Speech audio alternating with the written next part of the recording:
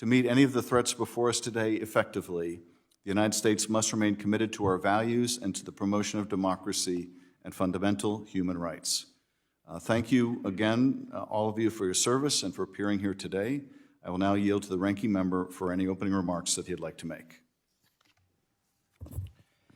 Well, good morning. Thank you all for being here and for your leadership on very incredibly important issues for our national security, including leading in our intelligence community. Usually when we have our worldwide threats hearing, most of what we discuss is theoretical. How can we be prepared for threats that are emerging? How can we ascertain threats that may be imminent? Today, this hearing is much different because war has once again begun in Europe. President Zelensky has called on our country to provide weapons so that he can defend his nation and his people. The administration was late to provide those weapons and is just now trying to get weapons in. President Zelensky openly stating that if those weapons had been there earlier, they could have made a difference. He is now calling for MiGs so that he can compete in the skies. And once again, the administration is slow to respond to that request. Vladimir Putin casts a long shadow over this hearing. This is an unprovoked war against a validly elected country. Now, President Zelensky has called for a no-fly zone over Ukraine to stop the killing of innocent people, men and women who are fleeing. Unfortunately, we're unable to assist. The administration and NATO stand aside because Vladimir Putin represents a nuclear threat. And my questions to you today are going to be about the nuclear threat that we face as a nation, not just the war that's occurring in Ukraine, but how it affects us as we've had open threats from Vladimir Putin, both to our NATO allies and to the United States with respect to their nuclear capabilities. Now, President Obama, in June 19, 2013, in his speech in Germany, called for a road to zero. Unfortunately, as we now know, there are more nuclear weapons today in the world than there were when President Obama called for a road to zero. The U.S. capabilities, however, have not continued to grow.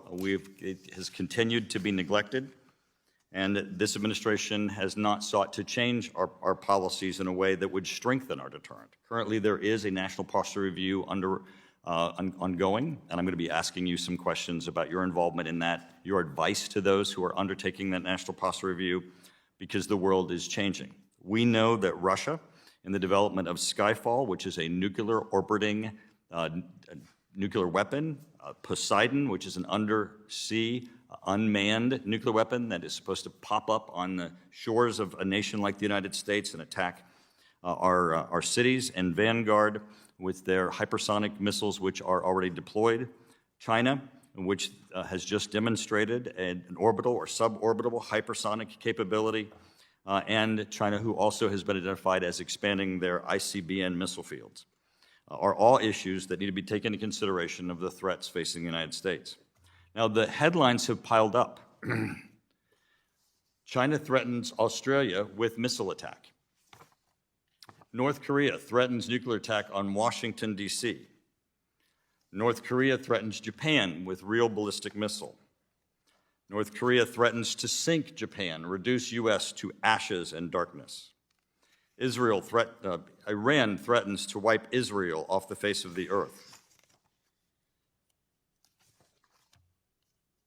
And of course, now we have Putin, who threats the West, and his statement was that he would unleash such consequences have never been seen in history. We saw in Hawaii, as there was a false alarm of a possible nuclear attack Hawaii and the panic that ensued.